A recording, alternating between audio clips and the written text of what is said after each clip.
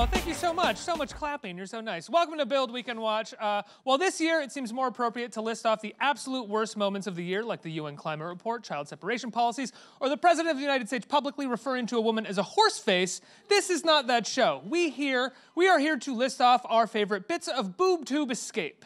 So to help me count off the best shows of the year that we binged, we've got Meghan O'Keefe, Decider's deputy editor, and Jackson McHenry, associate editor at New York Magazine's Vulture. Round of applause for... Yay for us. How you guys doing? You good? End of the year? Everybody good? Good. I'm counting down. All right, let's get started with the show. We're starting off with Meghan's third favorite show of the year. It's The Curious Creations of Christine McConnell. Let's take a look, and then she'll talk about it. She finds beauty in the art of darkness with each creation and shares them with us, the unusual creatures she has taken into her home. I can't remember the last time we had a normal meal around here. You think this meal is normal? That is spectacular. You love the show. It's your third favorite. But before we even get started, there was someone who was screaming trigger warning in the audience during that trailer. If we could get them a microphone to later explain to us why they were saying trigger warning, that would be really wonderful. Okay, Meghan, so what do you love about the show? Well, I love that it disturbs people, for one. No, what I love is I'm a big food TV person. I love Top Chef. I love Nailed It. I love all that stuff. And so when I remember hearing about the show, I thought, okay, it's gonna be another lifestyle show. She's an Instagram celebrity. She has these weird gothic creations, whatever. And I started to watch it, and it's not that at all. What it actually is a backdoor Jim Henson revival. And by that I mean it's not a Muppets because technically Disney owns them, but it's the Jim Henson Company, alternative, their branch. They have created these kind of old school, 80s, Dark Crystal, labyrinthy, characters who live in this house with Christine McConnell. What? That's what this is about? Yes, and they create, and she will create very ostentatious creations that you can't follow along with at home, but that's kind of the joke. And you have her Egyptian cat mummy doll who's very deadpan, who always is who is she talking to when she's talking about, royal icing. You have this roadkill amalgamation named Rose, who's really intense. You have a sweet werewolf named Edgar. There's a monster in the basement. Dia Von Teese as a ghost in the mirror. It's really fun. Every episode has its own arc. The whole season's really charming. There's a lot of... It's a scripted TV show. It's not like a reality baking show of any kind. I interviewed one of the producers, and there is some improv involved with the puppets. They have basic lines, and they'll have different takes. But it's not for kids. It's for adults who grew up on Dark Crystal and Labyrinth and Fraggle Rock, and who remember that kind of really not quite totally tame Henson that he used to be kind of known for in the 70s and 80s. And it's that with a Tim Burton-y lifestyle twist. Jackson? Is the food edible? Are these creations? Yeah, they eat them on the show. I have her cookbook, and I made the basic cake, and it was amazing. So she actually can do what she's showing us how. Mm-hmm. Did the person get the microphone who said that they were triggered? Did anyone give them a microphone? What happened there? There was a microphone being passed around. It doesn't seem like it's happening. Thanks, guys. Good work. All right, we're going to go to Jackson's third favorite show. It's the spin-off of The Good Wife, and it's called The Good Fight. Let's take a look. Everything is spinning out of control. Yes, but here's the good news. They're not smarter than us. Whoa! Clear the floor now!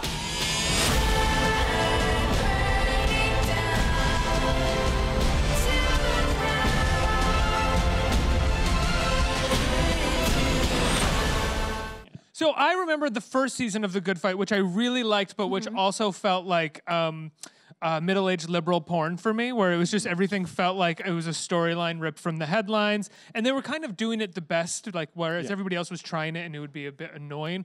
All these actors and writers are kind of the best that there are, and so it was wonderful. I wasn't able to catch up with the second season. Tell me about it. Well, I think they sort of really upgraded in their sense of how they're going to deal with kind of Trump in it and the kind of political context. It's still very much liberal porn, which I watch and enjoy, but it feels like they've kind of figured out an angle on the kind of madness of living under this presidency and having these constant news alerts.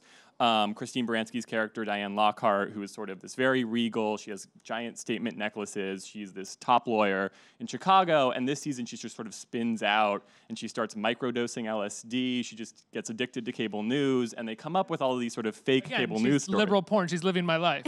Exactly. And so they come up with odd fake news stories about like Trump keeping a pig at the White House, or like Trump sending goats to a UN meeting instead of goals, and sort of all of these sort of small little things where you're not sure if it's real or not. And they kind of engage with that, and then they have all of these plots that are ripped from the headlines, but kind of silly, weird takes on it. And so they do a whole thing with ICE. One of the sort of recurring bits in the season is Trump has appointed a judge in Chicago who has no judicial experience. So whenever they go to court with him, they just sort of make up things to say so that he'll allow them to win their arguments.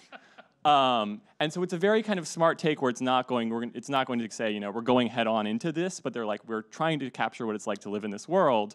And then they have this amazing cast of Christine Baranski and pretty much anyone who has ever been on stage in New York theater. They brought on Audra McDonald, who like has a gorgeous voice and is a Broadway star, but she's playing a woman who used to work for the Justice Department, who sent out a tweet criticizing Trump and gets fired and is sort of hell-bent on revenge. And they bring back all these sort of characters from The Good Wife. I was going to say, she was in The Good Wife, too. And what I like about the show, we were talking about this off stage, is that it picks all the right threads from The Good Wife to bring into a 2018 storyline. Yeah, exactly. And sort of all of these people are kind of lost in this chaos, and they have a whole debate. They bring on Margot Martindale, who is sort of representing the DNC. Put Margot Martindale on your show, it's hard to not be in a 10 best list. Exactly. Really I mean, she's just in the whole, and then there's a whole episode where she discovers the P-tape, and they sort of debate whether or not it's real, and they try to research it, and then she also has an argument where she's like, well, we would just bury this and wait until October of the presidential election to run it, because that would be better strategically, and there's sort of all of these sort of things about how people's ethics become compromised in a world where there seems to be no kind of stable rule of law. And does it run, is it a 10-episode season, or is it like The Good Wife was, like a 22-episode season? I believe it's a 10-episode season. It's a shorter season, and they all run on CBS All Access, which me and like 15 other people who watch Star Trek subscribe to. I have it. Exactly. That, or if you like love Big Brother, you can watch like the 24-hour Big Brother feeds, which I think is their main subscriber base. What a weird thing to like make so your app be. Okay, we are the 24-hour Big Brother cam, and we are this prestige niche liberal porn show. And they also like provide, I think their back catalog is also a huge moneymaker for them. So like people watch Young Sheldon and Big Bang Theory like gangbusters on CBS All Access. If you really, I'm shocked to hear that anybody watches Young Sheldon or Big Bang Theory on demand.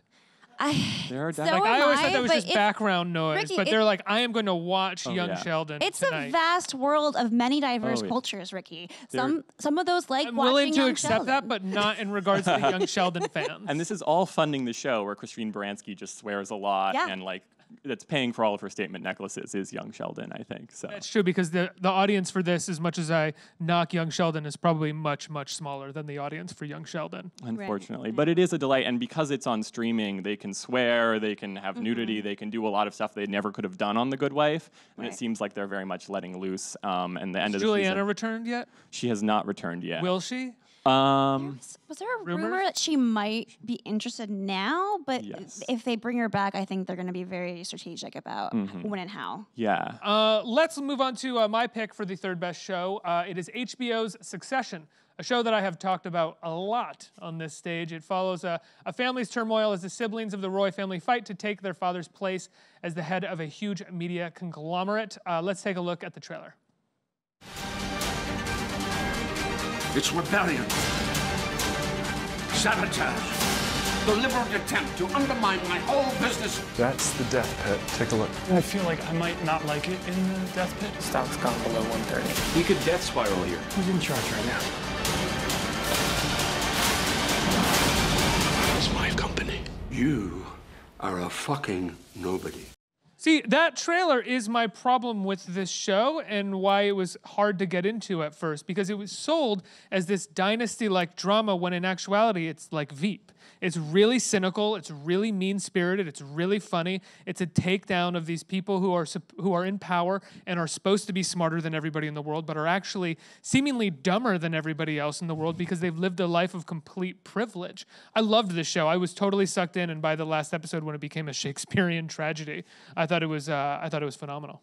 Yeah, I had a hard time getting into it, to be honest. I'm one of those people who I've tried like 2 or 3 times now, and I keep hearing like really good friends of mine say how great it is once you get into it. And I'm like, okay, well, when I finally have a weekend free of new Netflix releases, I'll try again. You will never have a weekend free. I know. But I keep hearing wonderful things about Kieran Culkin and Matthew McFadden and a bunch of other people. Matthew McFadden is really amazing in the show. He's Maybe always... him and Big Greg are probably the standouts, I think. I think, yeah, and Matthew McFadden was kind of my way into understanding what's happening on the show, because you think of it and you see him and he's such a great British actor, even though he's doing an American accent, but it kind of comes across as a very dark British comedy in the sense, into sensibilities where it doesn't give you an angle on saying that it's a comedy, but you just sort of realize these people are increasingly worse and you're not at all laughing at them. And it is so sort of darkly satirical that once you sort of calibrate it as this is something that, like, you wouldn't in an American TV show, you would expect some redemption or some good character who's the audience. But in this, it's just entirely bleak, which kind of is fun once you're on board. Yeah, you have to get on board with the bleakness to really enjoy this show. Like if you're expecting any kind of uplift or humanity, you will be lost. Let's move on to Megan's pick for the second best show of the year. In the age of reboots, it was no surprise that Netflix rebooted Queer Eye, but the show became so popular that they came out with a second season only 4 months after the first one premiered. It's her pick, and she is right. Let's check out the trailer. This man is now confident. This has been a life-changing week for me. People are going to know that they can thrive and succeed because of you. Continue making this world a better place. Oh, come here, Anthony. Anthony. Oh, my baby. If I had been paying more attention during that trailer, I probably would have started crying. Well, kind of the opposite of you're saying, like looking for, humanity and hope. That was what I think Queer Eye gave a lot of us in 2018. I think it's hard to almost fathom the fact that like a year ago we didn't have this show because it's filled the zeitgeist with such joy and such sort of omnipresence since then. I think it surprised people because no one really was asking for a Queer Eye reboot. No one really understood why we needed one. And they managed to kind of reinvent it as something like, that was about people connecting and not necessarily a metrosexual makeover show. But yeah. My favorite part of the show, I think, is Anthony struggling to come up with recipes for people. Whereas everybody's like, I'm going to fix your spirit. I'm going to fix your look. I'm going to redo your entire house. Anthony's like, I made you some salmon. But he looks so good when he's doing it. He's like the sweet puppy dog mascot of the team. And I think they've cast it really well by having them all have their kind of characters within the group. And I love it. I have a deeply dark, bleak soul, and I have trouble with the level of like positivity in Queer Eye, in the sense of like sometimes I'm just like, well, will you really be happy if you just have new clothes? Yeah. But they do a good job, I think, and to the show's credit, of engaging with, these are people who might distrust homosexuality. They go out to, the sort of suburbs of Georgia, of Atlanta, and they sort of go to people and try to teach them a lesson that's more than just about cooking something, which is sort of those moments, which I think is where the show really works. And I think the most profound moments were the ones where they were actually conversations with people from different points of view. You think of Karamo and the firefighter who's a Trump supporter talking in the car, and how that was sort of a watershed moment for the show. People started talking about it because, we're so divided as a country. We don't really have discourse in our vocabulary anymore. And Queer Eye actually not only gave us like this fun escape, but it also kind of gave us, I'm not gonna say tools, but optimism that maybe connection is still possible. I think one of my favorite moments from the show, I can't remember if it was from the first season or if it was from this recent season, I sort of watched them all, binged them all back to back, both seasons, is the guy that they are fixing up who basically lives in his basement while his wife is upstairs, and he has like a man cave in the basement that is disgusting. And instead of fixing up his basement, they kind of force him to move upstairs. And I thought that was what was so smart about the show, is that it's not about giving him a new place to hang out. It's not about giving him new clothes. It's kind of about showing him this little thing that's wrong in his life and giving him a good fix on how he can connect to everybody around him a little bit more and be a better man. I actually cried a little bit at that episode too. I thought it was great. Should we move on to the next pick? Yeah. Okay, you guys are excited, it seems like. Yeah, next thanks, pick. Megan. Thank you so much. No year-end best list would be complete without a Ryan Murphy series, and Jackson has chosen Pose, which explores the ball scene as well as all the different cultural aspects of the 1980s. Take a look. Darling, the champagne is burnt. This is what it's like to be a person at the top of the rainbow room. What's better, the dream or the reality? The reality. What do you want out of life? I want to be treated like any other woman. That's my dream. Twirl. Baby, you are our secret weapon.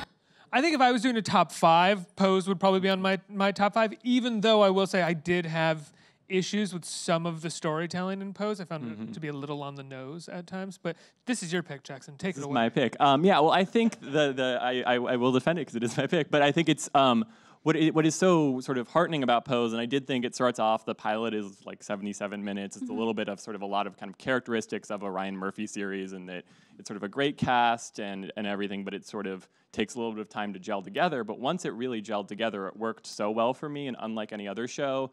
And then it's set during the ball scene, and MJ Rodriguez, who plays Blanca, she creates her own sort of rival house, the House of Evangelista against the House of Abundance, which is a sort of another house. And it's really about these kind of two family structures in the 1980s in New York, and these people bonding with each other and helping each other really survive. If there are a lot of trans actors playing these trans characters who are on the margins of society in the middle of the AIDS crisis.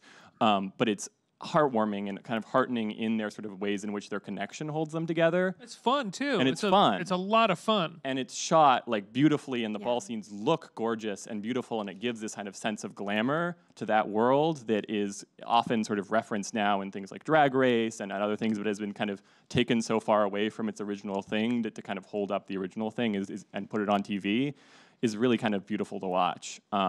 And I think also especially Billy Porter, who plays the MC at the ball, does such a good job and sort of captures a lot of that moment really well. And he was in New York. He's been on Broadway for years. He was in the original cast of Kinky Boots.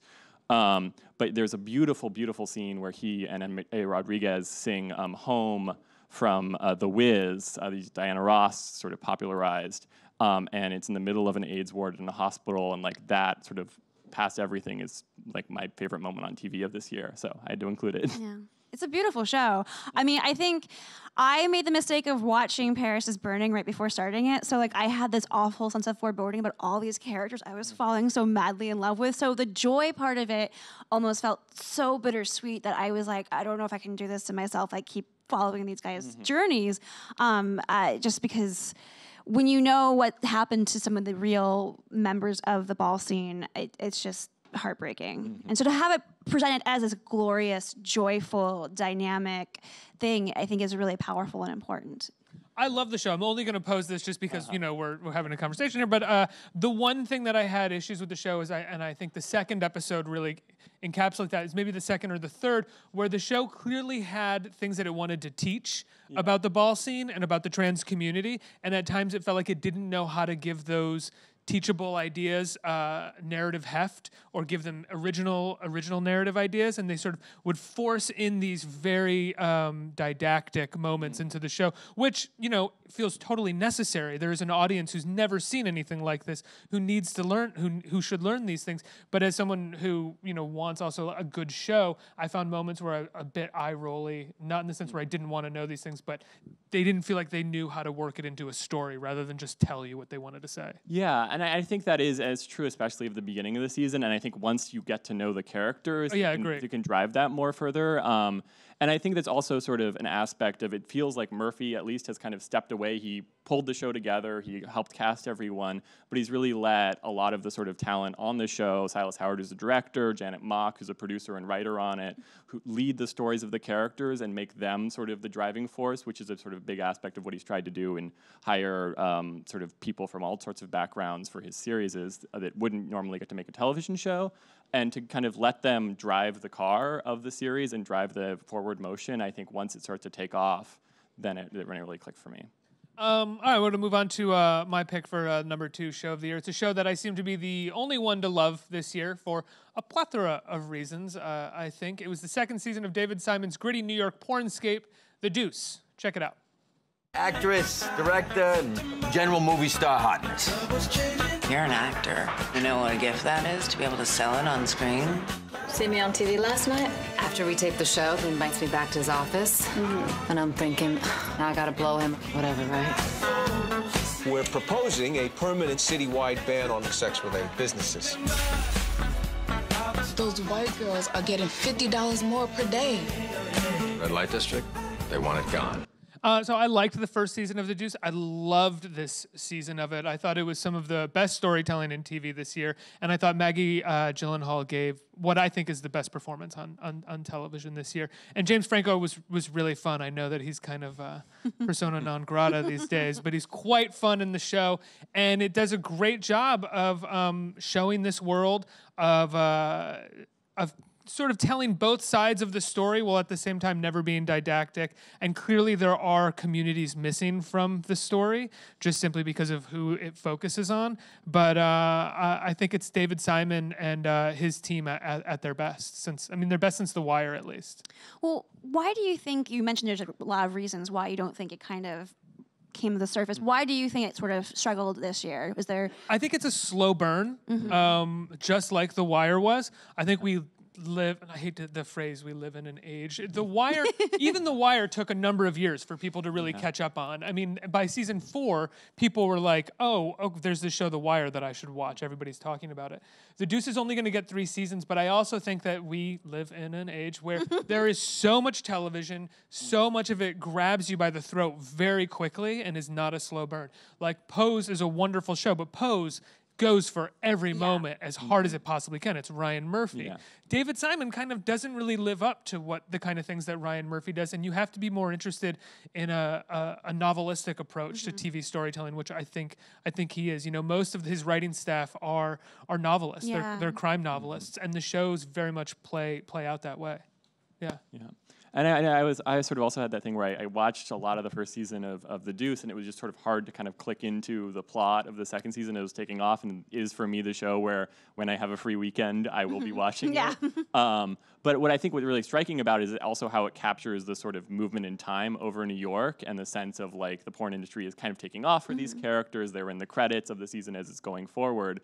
And that kind of a level of attention to detail that HBO can kind of fund and support in these kind of series is really impressive. Yeah, it's really impressive to watch. And I also say, I didn't say this, but the second season does focus mostly on women in the business. Like James Franco looks like the star of the show, and he very much was the first season. But the second season, Maggie Gyllenhaal is the star, and the women are the stars, and the pimps are constantly the butt of jokes, even when they're threats in the show. And it very much is about how, as much as women were the ones being exploited in this business, it was still nearly impossible for them to rise up into any kind of positions of power, which I didn't expect the show to end up going down that route.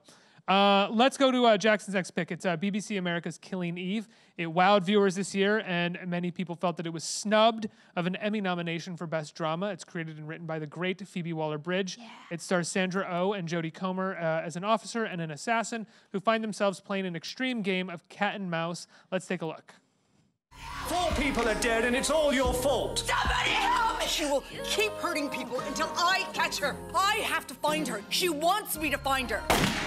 You're not saving the world, honey bunch! I'm gonna talk to her. No! You're getting off and sniffing out a psycho!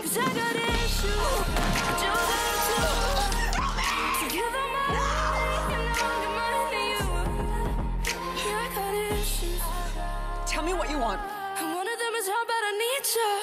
Please. This is your number 1 pick. Yes. Go for it. Well, I mean, as you said in the introduction, I think a lot of it is really owed to Phoebe Waller-Bridge, who created this show and created Fleabag, the sort of BBC, Amazon, dark comedy about a woman who's sort of spun out in London. And this takes a lot of her obsessions and then just moves them into a different genre, which is really fascinating, where she takes the kind of, I think it's a very particular kind of British spy drama that you see a lot of coming out of the UK, like something like Bodyguard, which was very popular there.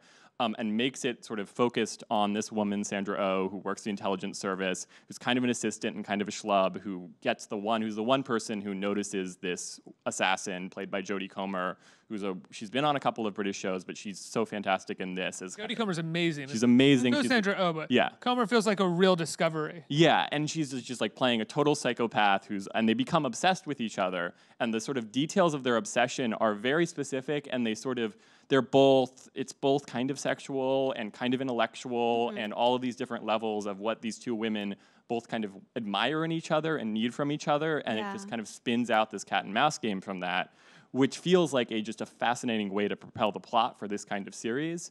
And it remains consistently hilarious and funny as it is doing this, as well as kind of dark and thrilling and weird. Yeah, it's definitely like there are so many twists and shocks. Yeah. And what I like about it, I mean, I'm a huge Phoebe Waller-Bridge fan. Fleabag, Fleabag, I love Fleabag. Same, me too, me too. But I feel like I liked how the two of them, while there is this like connection and they have attraction towards each other, it's like once they discover each other, they find things in themselves that they didn't notice, and they learn to value themselves in different ways. And I thought that as a woman was a really interesting kind of conversation about female friendships and female rivalries and female relationships, because often it's about self-discovery as much as it is about really being enamored of another lady for some reason. And like the reason this was sort of my number one pick also is just it feels like a show that wouldn't exist except up until 2018. It's the kind of series that like takes a lot of fascinations that you might see someone like Phoebe Waller-Bridge doing in like a small sitcom or doing on stage, and gives her the kind of budget and cast to really explore this with. And it also feels like Sandra Oh is the lead in it. She was on Grey's Anatomy for many years, but she's talked a lot in interviews about feeling like, as a Asian Canadian woman, that she wasn't going to be offered leads like this. She wasn't going to be able to play something of this complexity on TV, and she plays it with its full complexity and incredible detail. And to just see her let loose is amazing. And Fiona Shaw's great in it too. Oh, yes. We're going to move on to my number one pick, directed by Ben Stiller. It's Escape at Dannemora. The Showtime limited series based on true events was a complete surprise to me. I found it to be one of the best written, directed, and acted shows of the year. Check out the trailer, and when we come back, we'll discuss it and shit. I'm on trial, and I'm here again, your prison. You focus on something in your mind. Through a glass eye, you feel it in your heart. And you commit to it. It will come true. But once in our lives, we're winning. I'm the only one on stage who's seen this, so this is going to be brief. There's a lot of TV to watch, and it's on my list, god darn it. You can defend yourself. It's okay. I keep hearing it's good. And I released one it. episode of Killing Eve. I really liked it. Anyway, I think a lot of my love for this show may have had to do with expectations, whereas like a limited series about a recent escape from a prison directed by Ben Stiller, I was like, is this going to be kind of like a glorified Lifetime movie, which I find so many of the limited series is to sort of be. Even the best ones, I feel a little bit like they're glorified made-for-TV movies. Are you like subtweeting Big Little Lies? No, not at all. more like People versus OJ, which I liked, but at times I do feel like it's just this glossed up made-for-TV movie. Escape at Dannemora is a 7-hour movie. I think it's even longer than that. I think it's maybe an 8-hour movie, but 7 episodes. And it takes a risk on episode 6 in the middle of the run that is so brave and crazy and unexpected, and also I think one of the best directed, maybe if not in my opinion, the best directed hour of television this year. I don't want to give it away because people haven't seen it, but it floors you. For the first 15 minutes of it, you have no idea where you are all of a sudden. You feel like you're watching a new show, and this comes as they've just escaped from prison in the previous episode. So as the show has just created all of this momentum, they've just escaped from prison, The 6th episode completely throws that away and changes it and tells a completely different story. And then we pick it up again in episode 7 for essentially like a feature-length movie for while they have escaped. Paul Dano gives, I think, the best performance of his career. Patricia Arquette gives absolutely the best performance of his career, as does the guy who plays her husband, Eric Lang. And Ben Stiller, you know, we've seen him direct, and he's always kind of, it feels like, been stuck doing comedies, although he has sort of cared about the visual quality of his comedies more so than other comedy directors have. In this, he shows that he is a director to rival, one of the best directors to rival. He's really fantastic. There are scenes set up, blocking, shots that are blocked, and long takes, and he doesn't do any kind of, he does one. You know, the oneer is the big thing in TV right now, where every time a director does a oneer, they're like, oh my God, it's the best show ever. He does one in it, and you don't even really notice that he's doing it. And there's no big choreographic moves in it. It's simply because of the story. And that's what I loved about Escape at Dannemora. It's never showing off beyond what the story requires about. I'm talking so much because they haven't seen it, so I'm kind of left in the dark here. Well, I mean, I think we're talking about marketing earlier, and I think the name is a little kind of hard to latch onto, because I remembered as soon as someone explained what like a Sly Stallone Bruce Willis movie. Yeah, as soon as I found out it was that case from a couple of years ago where like the cons are having the affair with like the jailhouse lady, I was like, oh, that tabloid story I followed with like, you know, bated breath. Like, I think that maybe they purposely wanted it to not be associated with the tabloid sort of saga, but at the same time, if I had known it was that immediately, I may have been more curious. Well, even more so to the point of its integrity, the title is that because it's that's not the name of the prison, that's the name of the town, and it's very much Patricia Arquette's story as well as the two guys, and it's about this kind of spiritual escape from feeling closed off and feeling like you don't belong in the world that you're stuck in. So that's why it's titled. Yeah, that. and I Whether get or not it works to sell it. I get that, but I didn't know that was the town's name. I was like, is this an Irish thriller? What's going on? And I think the thing for me that has stopped me from having the time to sort of check it out is just the sort of the grimness of its setting and sort of styling, and it is sort of like very hard edged and looks, and I'm like, it's winter, it's cold, it's depressing, it's a little hard to convince me to sign on to it. But on the other hand, Patricia Arquette, I mean, she was so good in Boyhood, and she sort of feels like she's been on like Medium or CSI Cyber, and to give her a role that complex is something I really want to check out. To the upstate portraits of people in the show that some people have criticized it and said that it's borderline exploitative. I, for one, found that fascinating to take it that far in the styles of the performance, but that plays along with the bleakness as well, where you are kind of cringing sometimes at the choices of the performers. Let's go on to your number one pick. Yeah, you're doing the number one pick because I have to say, if I hadn't let you take this, it would have been my number one. I think we were kind of fighting over it. I think we were fighting over it. Like, by fighting, I mean 2 emails that went back and forth. Two very tense emails. politely tense emails. Jackson, are you on board with this being I'm very also on board with this. Yeah. Yeah, so do you want me to just say what it is? Do you want to do it? Sure. It's Glow. Do you want to try to do the prompter, or do you just want to say? Yeah, I can do. Last but certainly not least, honestly, it's the best. We have Glow. And the reason it's not Ricky's pick is because it's my pick. Let's take a look. Everybody give her a round of applause. Good improv. Set the weirdos free and see what happens. If you want to be respected, you gotta make yourself useful. I know what I'm worth, and I'm not apologizing to anyone. Everything is gonna be hard. I forgot to pick up my son at daycare today. I don't want to make this show that. Who's ready to do this? Look, I know this is gonna be hard, but I believe in miracles, and we are going to make this miracle happen. I had to interview some people for this, and I watched the whole season prior to the interview, and then afterwards I went and watched the whole season again in the day. It's 10, 30-minute episodes. It is the best storytelling of the year. The storytelling gobsmacked me, to be honest, because not only is it a full, beautifully made arc of television.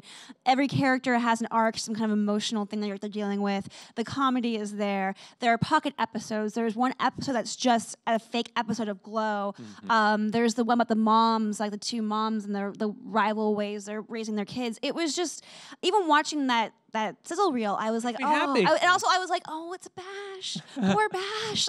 Also, I will say what I love about Glow is that it is, as much as the whole season has a great arc, it is one of the few shows on Netflix, that follows the rules of television, which that each episode has to be good and tell a story. And even if you haven't seen the one before, you should be able to sit down and enjoy it. Yeah, and they also do the thing where it's both the episodes have a specific story, but they also have a theme, and they have an episode where it's about the two moms. Yeah. Or there's a lot of sort of sense of like both who are these women playing in the world of Glow, like what are their characters, but what do the characters mean to them? Are they happy playing a stereotypical version of themselves? Are they trying to find a way to make it something that's going to make them feel more powerful or whatever? But it feels like it's very kind of keyed into the sort of double layer of what's happening. And even the way it tackled Me Too, because it wasn't kind of just like a trendy sort of thing to tackle. It was like it had to naturally come up because the time period it's set in and what these women do and what the roles they're trying to play behind the scenes and are being stymied, because Ruth should be a director, but like no one wants to give her that credit. And then also like, you know, Debbie trying to be an equal producer to the guys, and the whole like Lanai scene, like it was very Harvey Weinstein-y. Like that was done, I thought, very tastefully, and it felt true. It didn't feel like they were cashing in on the zeitgeist. It felt like they were actually letting it naturally fall the way it would.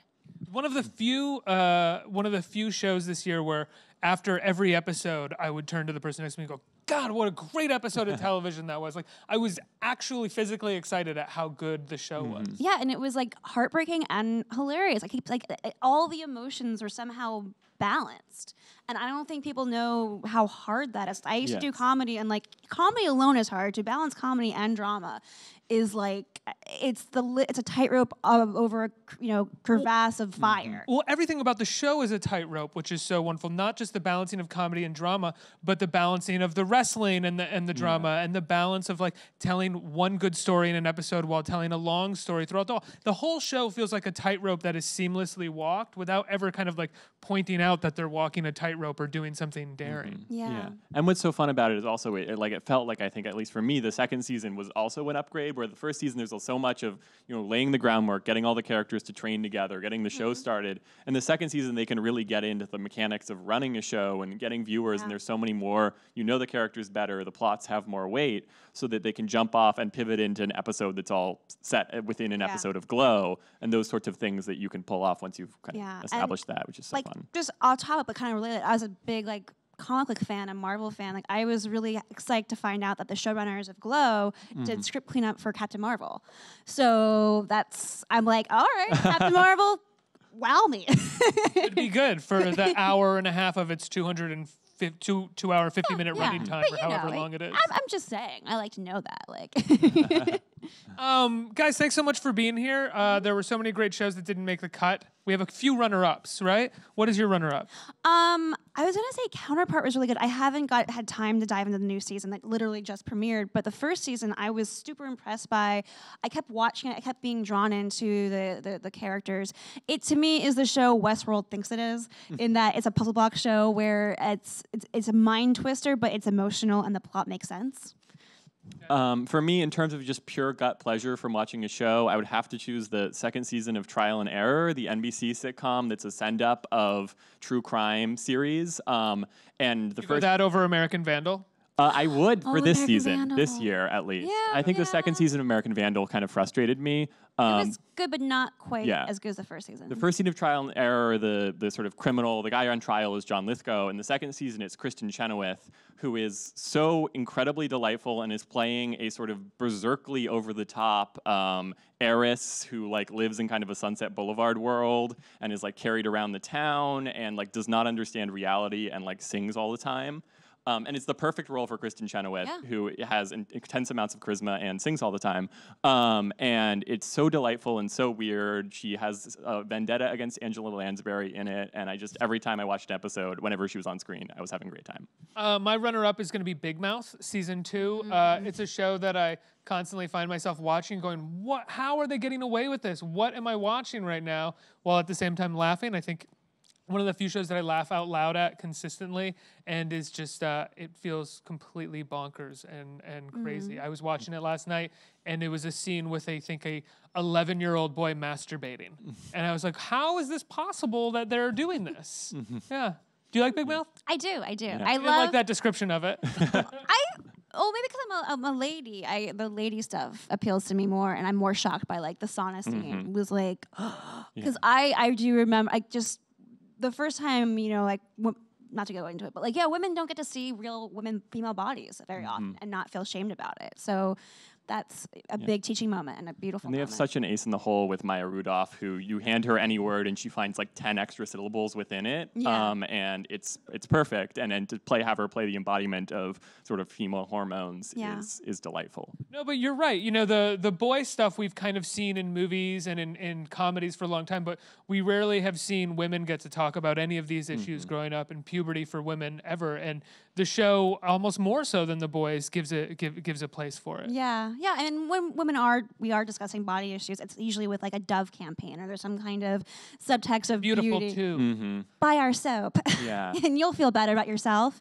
And then it's like a whole catch-22 in your brain. It's like, it'll all be fixed as long as you just accept yourself. As And Big being Mouth feels like, no, there's like an insane like hormonal energy inside of you and you're just gonna have to learn to live with it. Yeah, Which is more honest, I guess. At least in my reality. Jackson's got a hormone monster. Mine too, Jackson. At least in high school. That does it for us. I want to thank my guests, Jackson and Meghan, again. Guys, give them a big round of applause. Let's hear it. Hopefully next year we don't have to rely on the fictional stories on TV to relieve us of the burden of living in this dreadfully depressing, increasingly hopeless world. Happy holidays, everybody. Bye. Happy holidays.